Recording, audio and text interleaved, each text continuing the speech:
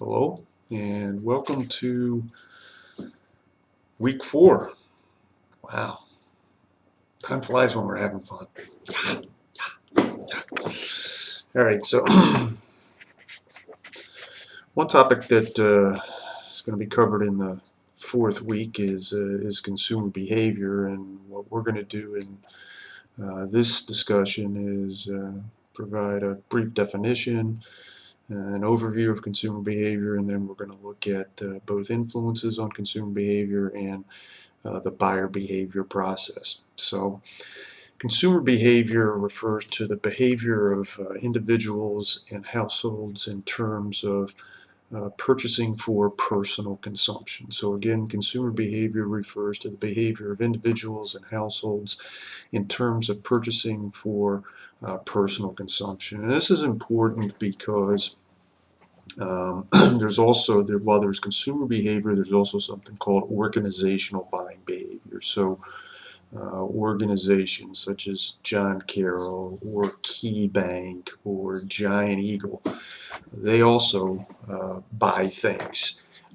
But the buying process for organizations such as John Carroll or KeyBank or Giant Eagle is much different than consumer behavior. And since all of us are consumers, that's why I like to focus this discussion more on consumer behavior. So just to give you an example, you know, many organizations have a formal purchasing department. They may have a purchasing manager or a vice president of purchasing, a person who's responsible for buying stuff for an organization, right? And like I said, the process of organizations buying things are very different than individuals or organizations. So what we'll do now is discuss several influences on consumer behavior. And the first one we'll look at, and we're going to deviate a little bit from the book here, is we're going to look at culture. I like to treat culture as a standalone influence. The book incorporates culture as part of another influence. And one isn't wrong, one isn't right. I'm just more comfortable. And I think because culture is such a big influence on consumer behavior, I think it deserves kind of standalone treatment. And there's a lot of definitions of culture. So let me read you a definition of culture that I like. Again, your book, it's not the same definition that's in your book. The definition that's in your book is fine, just that this is a definition that I prefer. So culture refers to a set of basic values, perceptions, wants, and behaviors that are learned by members of society from important institutions. So again, a set of basic values, perceptions, wants, and behaviors learned by members of society from important institutions. And as I mentioned, consumer behavior has a tremendous impact. Excuse me, culture has a tremendous impact on consumer behavior. And that can be illustrated in a number of different ways. So, but what I thought one way that I would maybe illustrate culture's influence on consumer behavior is by discussing food, both in terms of what is eaten and how it is eaten. And um, one of the reasons I'm smiling is that whenever I talk about this particular topic, food in terms of culture and consumer behavior, the example that I use involves my first trip to China in 2000. And that trip involved us going to um, Shanghai, Beijing, and ultimately Hong Kong. And while we were in Beijing, we stayed at the Sheraton Great Wall Hotel. And the interesting thing about the Sheraton Great Wall Hotel is that it was nowhere near the Great Wall. And uh, the Sheraton Great Wall had a breakfast buffet, and it had kind of a Western breakfast buffet, the kinds of stuff that you would, traditionally see. The bacon, the eggs, the sausage, biscuits, cereal, fruit, things of that nature. And then there was the Eastern buffet, which catered more towards, Pacific Asian people. right? And one morning, ironically, the morning we were traveling to the Great Wall, um, I had some stuff from the Eastern buffet because I really like rice. So I had some rice, and there was this dish that was labeled as a chicken dish, and I had a helping of it, and I was eating it, and I was like, wow, man, this is some really funky chicken. So I went back, had some more rice, and I think I got some vegetables, but I didn't get a second helping of the chicken. And as we were on the bus riding to the Great Wall of China, we were talking about breakfast, and I said to a couple other people, I said, anybody eat that chicken dish this morning? Yeah, man, it's like really strangest tasting chicken I ever had. And so I got to thinking, and you say, what the hell does this have to do with principles of marketing, culture and consumer behavior? Well, what it has to do is that different cultures eat different foods. And as I got to thinking, one of the things I remembered is that dog meat is eaten by a number of Chinese people. And I started wondering whether or not that chicken that I had eaten was actually dog meat. And rather than label it as dog meat, it was labeled as chicken. Because what Westerner,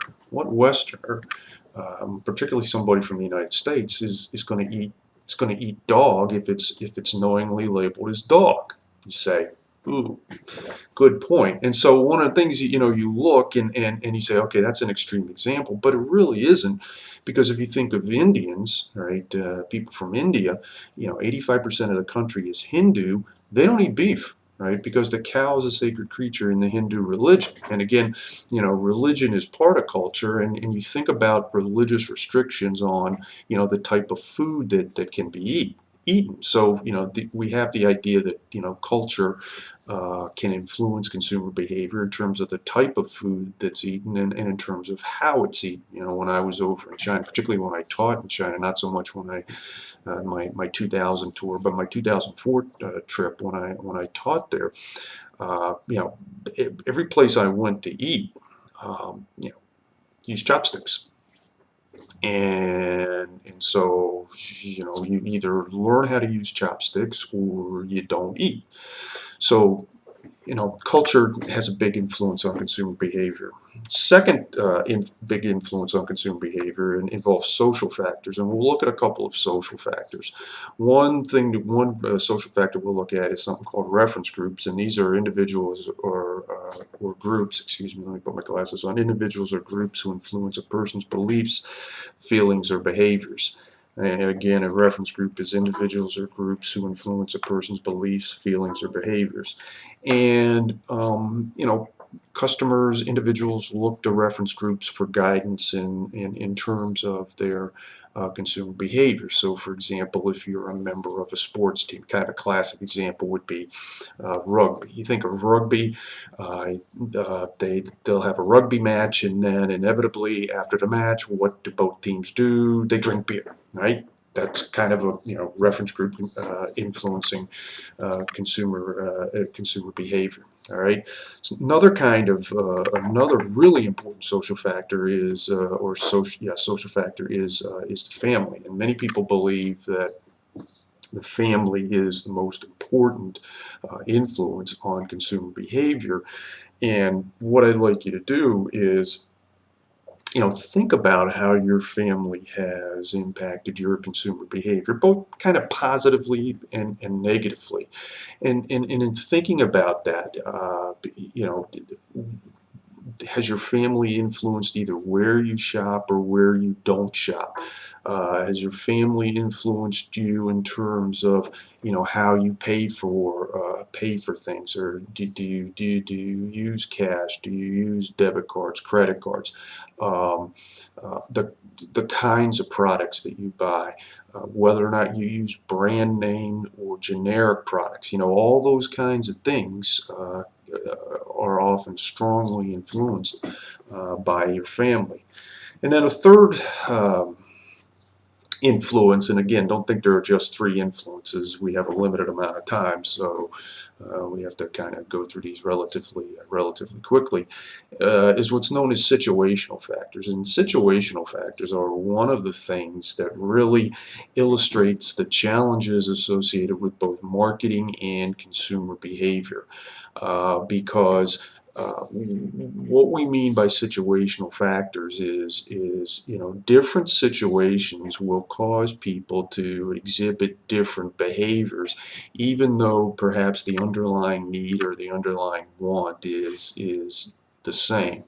So if you think about, for example, and I'll use myself an example, when I first met my wife, when we started dating, and we would go out. Our early dates when we went out for dinner or something to eat, is I was looking to go to nicer places, because you're trying to do the whole courting thing, and you don't want to necessarily, or I didn't want to necessarily be seen as a cheapskate, so you go to nicer sit down kinds of restaurants. Well, even though we still do that, it's not, I don't sit there and go, oh my God, what's she going to think now if we end up going to Chipotle for dinner? So the situation, right, when you're, for example, when I was early on in my relationship with my wife, the way I approached kind of the eating decisions, very different than the way I approach it now. Okay, so situational factors are a third influence on consumer behavior. And then we said we would discuss the consumer decision-making process, or the buyer behavior process. First, the first step is what's known as need recognition, and that's the difference between the actual and the desired state. And the book does a nice job of talking about needs and wants, and you sit there and you look at the Maslow's hierarchy of needs, and um, the bottom line is that the buyer behavior process starts with a difference between what you would like and what the actual situation is. You're hungry, okay? The actual situation is you're hungry. The desired situation is that you don't want to be hungry, all right? So you need recognition. Second stage or second phase of the buyer behavior process involves information search, and this can be both an internal search as well as an external search. So the internal search refers to information that's relatively close to you, that's easy for you. It's like maybe it's in your head, written down somewhere. You can easily access that information. External, it refers to information that's outside your internal locus. And why this is important and is that with the advances in technology in recent years, and the ability for people to get access to information both quickly and inexpensively, it's really changed the nature of the search process, and really changed buying behavior in a number of different industries. I mean, you look at, the savvy buyer of automobiles today is much different than the savvy buyer of automobiles 20 years ago. And similarly with, if you're thinking about purchasing a house, or even if you're going to a restaurant. I mean, you think about, or you using things like Yelp or TripAdvisor or things like that. You have your own kind of, okay, so I've eaten at this place, but if you want to eat at another place, well, it's really easy now to get that information through Yelp or TripAdvisor or something like that. So the first phase of the buyer behavior model is the need recognition. The second is information search. The third involves evaluating alternatives. And your book talks about an evoke set. And evoke set is refers to the brands or the stores that consumers will actually consider. And the key thing with the evoke set is the evoke set it involves the realistic choice, not so much your wish list. I mean, if you think about it, you go, okay, I'd like a car, right? And let's use me as an example. I'd like a car. I'm sitting there, oh boy, I'd like a car. I go, I'd really like a Ferrari. I'd really like a high-end Ferrari. Well, I get paid decently by John Carroll, but I don't get paid enough to buy a high-end Ferrari. So the evoke set, again, it refers to brands or stores that consumers will actually consider when making a decision. And so what marketers try very hard to do is become part of a customer's or consumer's evoke set, because that's the group from which a customer is actually going to choose. Okay, so we've talked about need recognition, we've talked about information search, we've talked about evaluating alternatives, and then the fourth phase in the buyer decision, the consumer buyer decision model involves purchasing and consuming.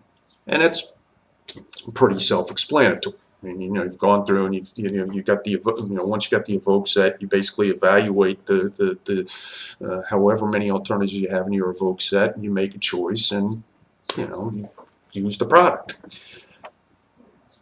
The process doesn't end there, and the final phase, final stage is post-purchase phase. And there's a number of things that we could talk about with the post-purchase phase, but what we'll focus on is post-purchase dissonance, sometimes referred to as cognitive dissonance, excuse me. So again, what we're going to look at is post-purchase dissonance, sometimes referred to as cognitive dissonance, and that refers to the post-purchase anxiety that comes from a conflict between beliefs and behaviors. So again, cognitive dissonance is post-purchase anxiety that comes from a conflict between beliefs and behaviors. Basically, what you're doing is you're asking yourself, did I make the right decision? And this cognitive dissonance tends to be manifested a great deal with what are known as high involvement products, and products in which a person has a lot at stake. It's a really important decision, as well as high price decisions. So both high involvement and high price decisions tend to evoke cognitive dissonance, because there's a lot of, oh my God, did I make the right decision? If you bought a car, is it the right model? Did I pay too much? Could I have gotten a better deal? Things of that nature. And so one of the challenges for marketers is, how can marketers relieve or reduce a customer's cognitive dissonance, particularly when the customer has had a high involvement in a high price decision. And so I'd like to finish up this discussion by talking about Howard Hanna, which is primarily a residential realty company. And that company came up with a really interesting twist about, I'd say 15 years ago now, that other competitors just were like, oh my God, this is really stupid. Why would you do this? Nobody's ever done this kind of stuff. But the idea is really brilliant, because if you think about a high involvement, high price decision, probably buying a house is the epitome of a high involvement, high price decision. And so there's potentially a lot of cognitive dissonance that can occur there. And what Howard Hanna came up with is, they came up with their what's known as a money-back guarantee. You have to put a little bit of money up front. I think the last time I looked, it was like $400, $395, $400. But what Howard Hanna guarantees is that if you buy a house from them and you're not satisfied within 1 year, they will refund you the purchase price of the house. And so that's a really nice way of potentially addressing the, gee, did I make a good decision? Did I make a poor decision? And Howard Hanna still is one of the few, if not the only, residential realty companies in the United States that offers that particular technique as a way of reducing cognitive dissonance. So 19 and a half minutes. I'll stop there. We'll see you down the road. Bye.